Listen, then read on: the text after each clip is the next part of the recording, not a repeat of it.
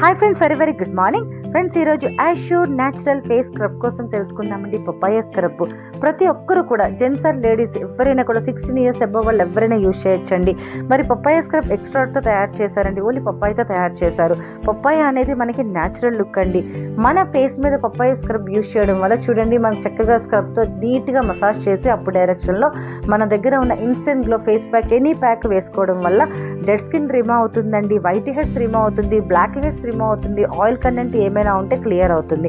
మరి ఇది వారానికి ఒక్కసారి మినిమం చేసుకోవడం వల్ల 100% పిగ్మెంటేషన్ క్లియర్ అవుతుంది, స్కిన్కి మాయిశ్చరైజింగ్ ఇస్తుంది, సాఫ్ట్గా మృదువుగా ఉంటుంది, స్కిన్ గ్లోగా ఉంటుంది. మరి ఇందులో పారాబిన్ ఫ్రీ, సల్ఫేట్ ఫ్రీ ఉండడం వల్ల హాని కలిగించే కెమికల్స్ ఏమీ లేదండి.